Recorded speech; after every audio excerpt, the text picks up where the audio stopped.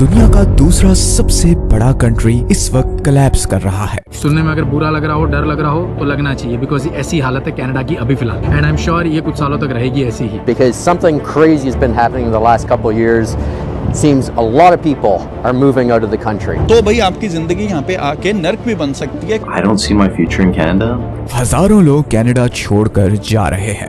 I don't understand anymore. Because I'm not enjoying it here. How the hell is anyone existing in Canada? Like I feel trapped. Inflation, महंगाई पिछले 40 सालों का record तोड़ चुकी है। And on top of this सिर्फ जुलाई के महीने में करीबन 7,000 लोग अनएम्प्लॉयड हो गए। कनाडा की सड़कों पर नशा खुले आम बिक रहा है। वायलेंस और क्राइम रेट पिछले 30 सालों में सबसे ज्यादा है और पिछले 2 सालों में तो ये बहुत ही तेजी से बढ़ा है। कनाडा में घर रेंट करना और खरीदना करीबन 70% पॉपुलेशन के लिए इम्पॉसिबल हो चुका है। पिछले 10 सालों में कनाडा में होमलेसनेस मतलब जिन लोगों के पास रहने को कोई घर नहीं, उनकी परसेंटेज ऑलमोस्ट डबल हो गई है। The second best country in the world, जिसकी इमिग्रेशन लेने के लिए हमारे लोग लाइंस में लगे हुए हैं, आज इस हाल में कैसे पहुंचा? इसका जवाब वो 4 रीजंस हैं जो हम आज सच ये है कि इस वीडियो में डिस्कस करने वाले हैं। तो वीडियो को ध्यान से एंड तक जरूर सुने।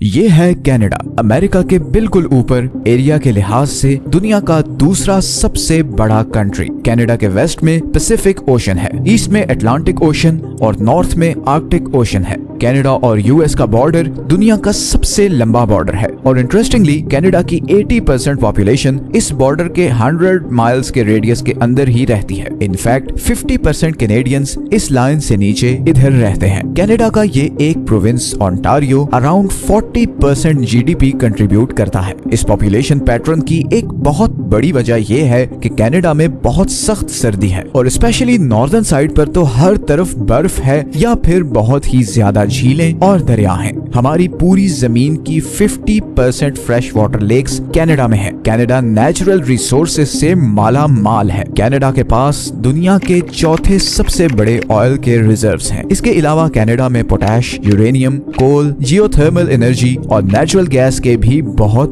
बड़े रिजर्व्स हैं। बेशुमार लेक्स और पानी के रिजर्व्स होने की वजह से कनाडा की 60% एनर्जी हाइड्रोथर्मल प्लांट से आती है और इसीलिए कनाडा दुनिया में दूसरा सबसे बड़ा पानी से बिजली पैदा करने वाला कंट्री है। कनाडा की main industry real estate, mining और मैन्युफैक्चरिंग है और ये सारी इन प्रोविंसेस में है और इसीलिए मेजॉरिटी पॉपुलेशन इधर ही रहती है। इतनी जबरदस्त कंडीशंस होने के बावजूद पिछले कुछ सालों में कनाडा का ग्राफ बहुत तेजी से नीचे की तरफ जा रहा है। 2021 में सिर्फ 45% इमिग्रेंट्स कैनेडियन नेशनल बने। ये वो लोग थे जो 10 साल पहले 2011 में कनाडा आए थे। इस रेशो को अगर 20 साल पहले से कंपेयर करें तो 2001 में 75% इमिग्रेंट्स कैनेडियन नेशनल बने थे। इसका मतलब ये है कि बहुत से लोग जो अब कनाडा आ रहे हैं वो लॉन्ग टर्म में कनाडा में नहीं रुकना चाहते। एक रीसेंट सर्वे के अकॉर्डिंग 2018 के बाद आने वाले 20% इमिग्रेंट्स कनाडा को छोड़ने के बारे में सोच रहे हैं। ये बहुत ही परेशानी वाली बात है, बिकॉज जब किसी भी कंट्री के इमिग्रेंट्स उसको छोड़कर जाने लगे या वो उसकी नेशनैलिटी लेने में इंटरेस्टेड ना हो तो ये बहुत ही डेंजरस साइन होता है। और इस क्राइसिस की सबसे पहली और सबसे बड़ी वजह है कॉस्ट ऑफ लिविंग। ये कलर्ड सर्कल आपको दिखा रहा है कि पिछले 10 सालों में कनाडा में घरों की प्राइसेस में कितना चेंज आया है। 2008 के बाद से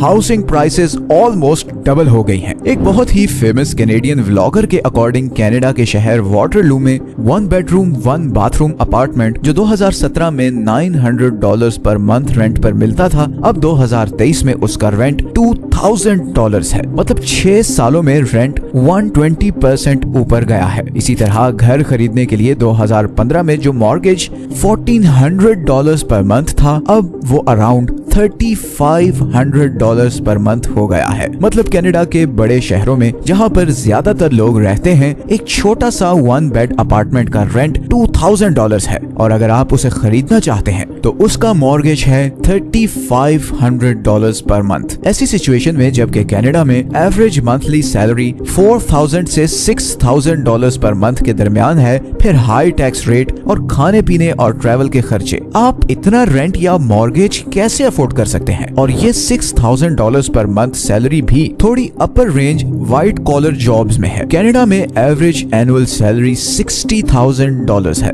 मतलब $5,000 पर मंथ। इसीलिए एक रीसेंट सर्वे में ये फाइंडिंग सामने आई हैं कि 63% कैनेडियंस के पास अपना घर नहीं है और उन्होंने लिटरली इस आइडिया को भी गिव अप कर दिया है कि अब वो कभी अपना घर नहीं ले सकेंगे। और इसकी वजह ये है कि लेट्स से अगर आपकी एनुअल सैलरी $60,000 है तो आफ्टर टैक्स ये अराउंड $50,000 रह जाएगी। और अगर आप मेन सिटीज जैसे कि टोरंटो, वैंकूवर या वाटरलू में रहते हैं तो आराम से 20 से $25,000 का आपका एनुअल रेंट होगा। इसमें फिर लेट्स से $5,000 खाने का खर्चा जो कि मिनिमम है, फिर कार इंश्योरेंस, फिर मेडिकल इंश्योरेंस और फिर कभी कभार शॉपिंग, स्पेशली गर्म कपड़ों की, बिकॉज बहुत सख्त ठंड होती है कनाडा में। तो एंड में आपके पास इतने पैसे नहीं बचते हैं कि आप इन बड़े शहरों में कोई एवरेज सा घर ले सकें। आपको कम से कम 10 से 15 साल लगेंगे कि आप इतना पैसा इकट्ठा कर सकें कि अपना खुद का एक एवरेज सा घर ले सकें। तो ये बढ़ती हुई हाउसिंग प्राइसेस तो पहली रीजन है जिसकी वजह से लोगों के लिए कनाडा में रहना मुश्किल होता जा रहा है, स्पेशली वो लोग जो 2019 के बाद कनाडा में आए हैं। दूसरी रीजन है स्लो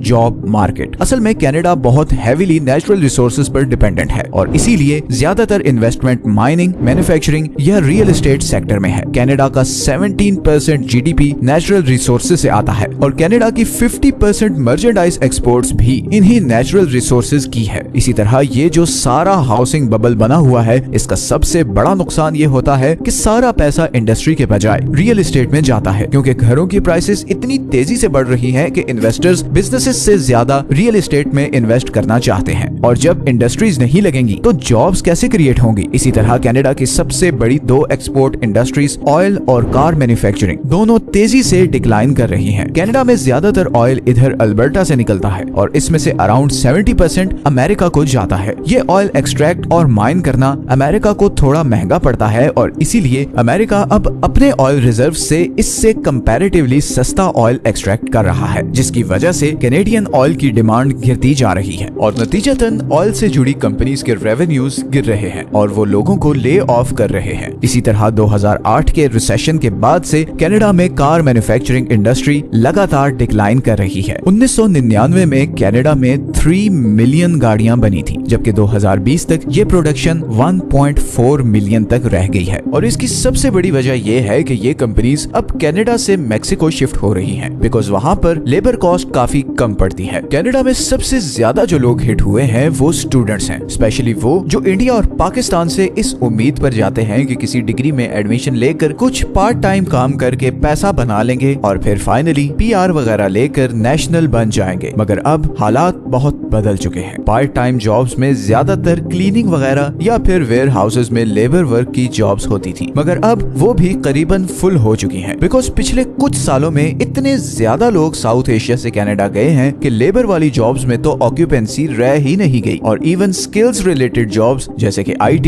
इंजीनियरिंग या फाइनेंस में भी कंपटीशन बहुत टफ है। असल में कोविड में कनाडा को बहुत बड़ी हिट पड़ी थी, जिसकी वजह से बहुत ज्यादा बिजनेसेस शट डाउन हो गए और फिर अगले ही साल रशिया यूक्रेन वॉर शुरू हो गई, जिससे एक ग्लोबल रिसेशन आ गया। And on top of this, इस सारे अरसे में स्पेशली एशिया से लाखों इमिग्रेंट्स और स्टूडेंट्स कनाडा में कैरियर बनाने के लिए आए। तो अब सिचुएशन ये है कि लोगों की ओवर सप्लाई है और काम कोई है ही नहीं। आपके लिए बेस्ट यही है कि अगर आपने कनाडा जाना है तो आपके पास कोई ऐसा एक्सेप्शनल स्किल होना चाहिए जो वहाँ पर बहुत ही कम लोगों के पास है, क्योंकि पिछले एक साल में 2021 से 2022 के दरमियान जितने लोग कनाडा आए उतने लोग पिछले 20 सालों में किसी एक साल में कनाडा नहीं आए। तो इन शॉर्ट लोग बहुत ज्यादा हैं और जॉब्स बहुत थोड़ी। तीसरी वजह जो कनाडा को लेस डिजायरेबल बना रही है वो है बढ़ता हुआ वायलेंस। 2020 के बाद से कनाडा में आर्म्ड रॉबरी और मर्डर के केसेस बहुत ज्यादा रिपोर्ट हुए हैं। बहुत सी कैनेडियन न्यूज एजेंसीज के मुताबिक ऐसे वायलेंट क्राइम्स आज तक कनाडा में कभी देखने में नहीं आए, और इन सब में जो सबसे खतरनाक चीज है वो है अनप्रोवोक्ड रैंडम अटैक्स। कोविड के बाद से कनाडा में आम शहरियों पर बगैर किसी वजह के अटैक्स बहुत आम हो गए हैं। आप स्ट्रीट में जा रहे होंगे और सडनली कोई आपके जिस्म में चाकू मार देगा या धक्का दे देगा या पंच करके भाग जाएगा। 2021 में सिर्फ वैनकूवर में करीबन 1700 लोगों पर ऐसे अटैक्स हुए। क्राइम एक्सपर्ट्स के मुताबिक इन अटैक्स की बड़ी वजह मेंटल इलनेस है। कोविड के बाद से अनएम्प्लॉयमेंट, इन्फ्लेशन और सख्त टैक्सेशन लॉज की वजह से बहुत से लोग मेंटली अफेक्ट हुए हैं और वो फ्रस्ट्रेशन में फिर ऐसी हरकतें कर रहे हैं। अनफॉर्चुनेटली ज्यादातर विक्टिम्स एशियंस थे जिन पे ये अटैक्स हुए। सो हो सकता है कि रेसिज्म का भी कोई एलिमेंट हो, बट ओवरऑल अगर आप किसी भी ऐसे जानने वाले से पूछें जो बहुत साल से कनाडा में रह रहा है तो वो आपको ये चीज कंफर्म करेगा कि रिसेंटली वायलेंस और क्राइम रेट काफी बढ़ गया है। और आखिरी चीज जिसने कनाडा की रेपुटेशन को काफी डैमेज किया है वो है हेल्थ केयर सिस्टम। कैनेडियंस को सबसे ज्यादा प्राइड अपने हेल्थ केयर सिस्टम पे था, बट अब वो भी बुरी तरह अफेक्ट हुआ है, स्पेशली आफ्टर कोविड। बहुत से कैनेडियन ब्लॉगर्स ने इस इशू को रेज किया है कि 2019 से पहले आप किसी भी वक्त क्लिनिक में जा सकते थे और आपको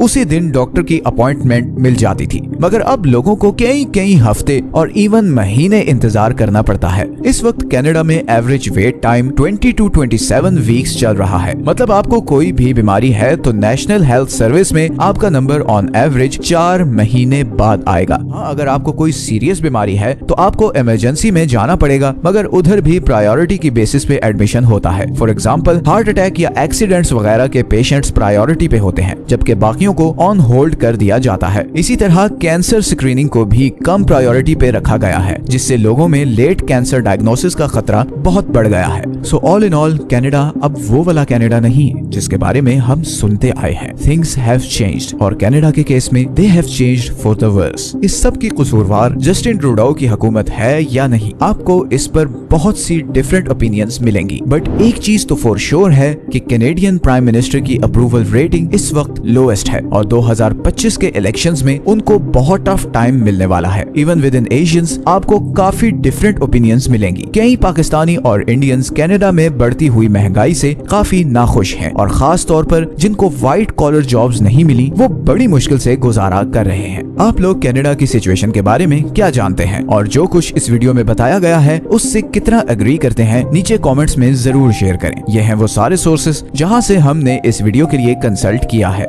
मिलते हैं नेक्स्ट वीडियो में एक और इंटरेस्टिंग टॉपिक के साथ। अपना ख्याल रखिएगा। अल्लाह हाफिज।